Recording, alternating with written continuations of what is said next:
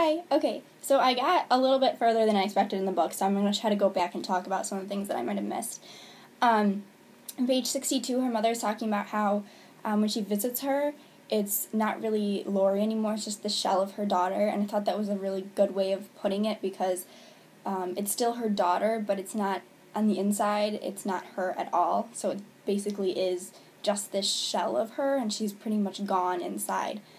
And I thought that was an interesting way to put it because you can actually picture what her mom was actually feeling when she put it that way. And then on page 66, it says, I highlighted it if it goes, was there anything I could have done back then that could have saved her from this terrible fate she was suffering now?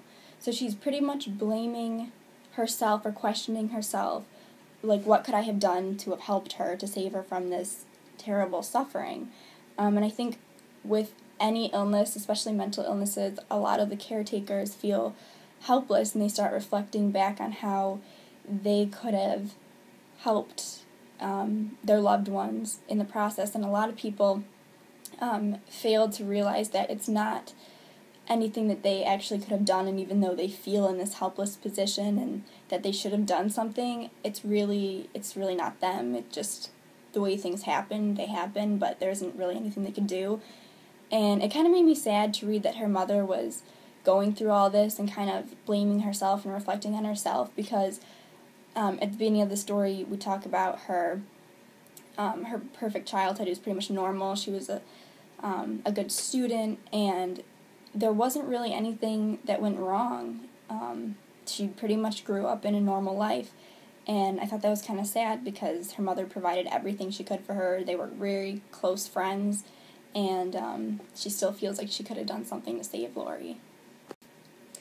The next thing that I read about was her electroshock therapy, which I have heard about before, but it was actually, I've never read about anyone who had them personally. I've read more of like medical accounts on how they use them, but it was pretty scary to realize that she went through a ton, like 20-something maybe, yes, it's 20 treatments of electroshock therapy, and that kind of is a last resort option too. They try medication first, and then they try electroshock therapy, and the fact that it got that far was scary because, as soon as she could realize that she went through all of these treatments, and then later when she was in the hospital helping with some of them, that would have been terrifying to see that the patient she was helping was actually her once laying there. And the fact that they actually have to do that, I mean, sometimes it works, it has great success stories with some people, but just the way that they do it is kind of scary. When they first diagnosed Lori with schizoaffective disorder, I was kind of confused at first because I thought she just had schizophrenia and I had never heard of schizoaffective disorder. And then they explained that it says because of the combination of her severe mood swings and her hallucinations, we think that Lori has something called schizoaffective disorder. So it's manic depression and symptoms of schizophrenia combined. And I know that a lot of mental illnesses overlap in their symptoms, so they're hard to diagnose, but I had never heard of one that combines both of them, so that was kind of interesting. Once her mother found out about schizoaffective disorder, the thing that Lori was diagnosed with, she started to research what it was.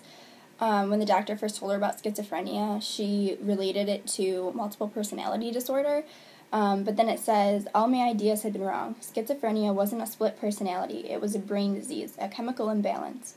People with schizophrenia did hallucinate. They heard voices commanding them to do things. They heard voices talking about them. Sometimes they had delusions that they were like the prophet Elijah or Moses. So she came to the conclusion that there was actually a huge difference between the two disorders. Lori was just hearing voices. It wasn't that there was different personalities within her. It was that she would hallucinate and see things and mainly hear things, voices commanding her to do things. On page 73, the formatting of the story becomes different, and it's more of a like a hospital records kind of thing. So they break it down into, it says the psychiatric case, and they give her date of birth, her age, her race, her religion, and then they talk about her description, her presenting problems, and I just thought that was cool the way that they switched from a storyline to just this kind of information page, and it kind of made me feel like a doctor reading it because you could like follow all of the things that they would go through when they were looking at her case. So when her mother started reflecting on her own childhood, she remembered some odd things that she had kind of pushed aside and not really thought about before, about her mother and her odd behaviors of her mother and her, I believe it was her aunt. And one of the things that stuck out to me was on page 82, it says, "I remember seeing her take the plate into her bathroom to eat before the mirror, studying herself carefully as she took each bite." And it was a long time, and she probably wouldn't have ever realized what was wrong with her mother if it wasn't for Lori's condition. But she started to remember these little tics that her mother would have that she never really thought about before. And now putting the pieces together, she realized that her mother and her other family member had schizophrenia, and so she came to the conclusion that her mother wasn't odd for just no reason at all. She was odd because she was hearing things and she wasn't all there, and she had the same blank stare and same like glazed over eyes as Lori would have, and she knew she was slipping into her other world and listening to her other voices. So it helped her mother get a grasp on her own childhood and kind of put the pieces together, and realize that her crazy aunt, they described her as like disheveled, kind of just messy. She wasn't like that just because she was the crazy old aunt, but because she had the same thing that Lori had, and she heard her voices. So it helped her mother identify with her own mother, Lori's grandmother, and her childhood. And it also gave her insight and told the doctors that, hey, this isn't the first person in my family, so this whole schizophrenia thing is a genetic disorder. And back then, when they really didn't have any knowledge about it, it was a good key for everyone to know that it wasn't just Lori suffering from this disease, that it actually ran in her side of the family. But it also contributed to her mother feeling guilty because it was her bloodline that gave Lori the predisposition to have schizophrenia.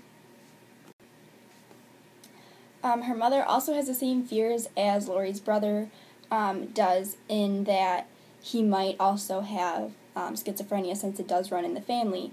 Her mother started to consider her other two children, and she was afraid that they would have the same problem as Lori would because it did run in the family. And then on page 89, I liked her analogy of schizophrenia to a bagel, or her schizoaffective disorder, because it says, schizoaffective disorder, some schizophrenia, some manic depressant. It felt like one of those everything bagels on it. So that kind of made me laugh a little bit, because it does make sense, because they can't really pin down one specific thing, and she has a little bit of everything going on. I thought it was good for her to participate in her friend Gail's wedding. It was a chance for her to get out, to be with other people.